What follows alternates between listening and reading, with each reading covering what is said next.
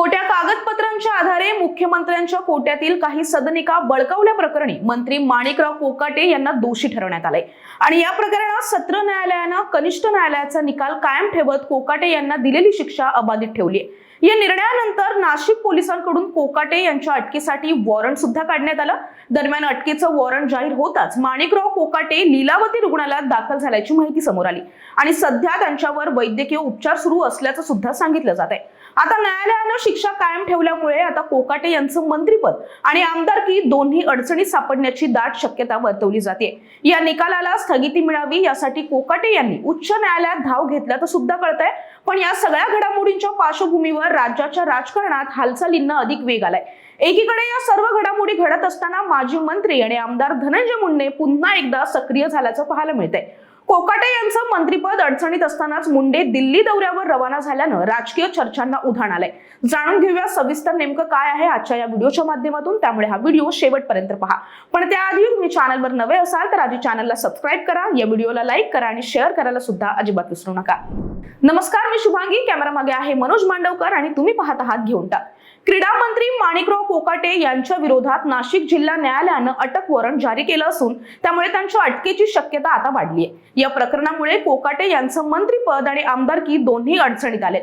सदनिका घोटाळा प्रकरणात कनिष्ठ न्यायालयानं सुनावलेली 2 वर्षाची शिक्षा नाशिक उच्च न्यायालयानं मंगळवारी कायम ठेवली होती आणि त्यानंतर या प्रकरणातील याचिकाकर्त्या अंजली दिघोळ राठोड यांनी जिल्हा न्यायालयात अटक वॉरंटसाठी अर्ज दाखल केला होता। या अर्जावर झालेल्या सुनावणीनंतर न्यायालयानं कोकाटे यांच्या विरोधात वॉरंट काढण्याचे आदेश दिले।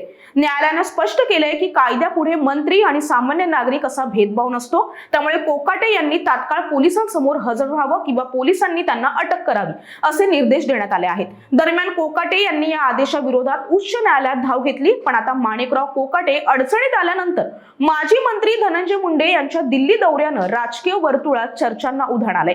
हा दौरा आधीच ठरलेला होता की सध्याच्या परिस्थितीचा योग्य अंदाज घेत वेळ साधण्यात आला, याबाबत तर्कवितर्क सुरू आहे।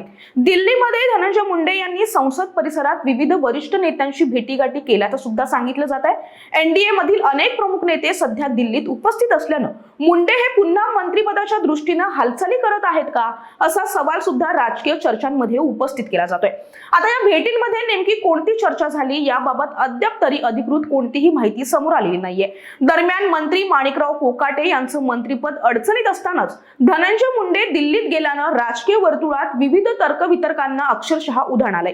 विशेष म्हणजे या आधी सुद्धा कोकाटे विधानसभेत ऑनलाईन रम्मी खेळताना दिसल्यानंतर त्यांच्या राजीनाम्याची मागणी जोर धरत होती आणि त्या काळात सुद्धा धनंजय मुंडे सक्रिय झाले होते आणि त्यांनी मुख्यमंत्री देवेंद्र फडणवीस यांची भेट सुद्धा घेतली होती। आता थेट दिल्ली दौऱ्यावर गेलेल्या धनंजय मुंडे यांच्या हालचाली पुन्हा एकदा चर्चेचा विषय ठरतायत। दुसरीकडे माणिकराव कोकाटे यांच्यावर अटकेची शक्यता कायम असून त्यांचं मंत्रिपद कधीही धोक्यात येऊ शकतं अशी चर्चा सुद्धा सुरू आहे। माणिकराव कोकाटे यांच्या वतीनं ॲडव्होकेट मनोज पिंगळे यांनी अटक वॉरंट काढू नये यासाठी न्यायालयात जोरदार बाजू मांडली होती। कोकाटे यांच्या प्रकरणात सहानुभूतीपूर्वक विचार व्हावा अशी विनंती सुद्धा त्यांनी केली, मात्र न्यायालयानं हा युक्तिवाद मान्य न करता स्पष्ट शब्दात फेटाळून लावला। न्यायालयानं नमूद केलं की कोकाटे यांना कालच्या सुनावणीसाठी हजर राहणं अपेक्षित होतं, मात्र ते अनुपस्थित राहिल्यानं न्यायालयानं त्यांना कठोर शब्दात सुद्धा सुनावलं। याचिकाकर्त्या अंजली दिघोळ यांनी कोकाटे मुद्दाम अटक टाळण्यासाठी सुनावणीला गैरहजर राहिल्याचा आरोप सुद्धा केलाय। सुनावणी दरम्यान कोकाटे यांच्या वकिलांनी ते सध्या रुग्णालयात उपचार घेत असल्याचं सांगितलं, मात्र याबाबत कोणतेही वैद्यकीय पुरावे न्यायालयासमोर सादर करण्यात आलेले नाहीयेत। उलट याचिकाकर्त्यांच्या वतीनं ॲडव्होकेट आशुतोष राठोड यांनी कोकाटे हे राज्य मंत्रिमंडळाच्या बैठकीला उपस्थित होते असा दावा केल्यानं या प्रकरणाला आणखीनच वेगळं वळण मिळाले। कोकाटे यांनी उच्च न्यायालयात केलेल्या अर्जावर आता शुक्रवारी म्हणजेच 19 डिसेंबर रोजी सुनावणी होणार आहे। महायुतीमध्ये आता कोकाटे यांचं मंत्रिपद गेलं तर त्यांची जागा कोणाला द्यावी यावर सुद्धा आता चर्चा सुरू झाल्याचं सांगितलं जात आहे आणि मुंडे थेट दिल्लीला पोहोचल्यानं अनेक चर्चांना उधाण आले। त्यामुळे आता भविष्यात काय होणार, धनंजय मुंडे पुन्हा मंत्री होणार का, याकडे सगळ्यांचं लक्ष लागून राहिलंय। तुम्हाला या सर्व प्रकरणाबद्दल काय वाटतं कमेंट करून नक्की लिहा। या व्हिडिओला लाईक करा आणि शेअर करायला सुद्धा अजिबात विसरू नका। तसेच तुम्ही हा व्हिडिओ शेवटपर्यंत पाहिला त्याबद्दल खूप खूप धन्यवाद।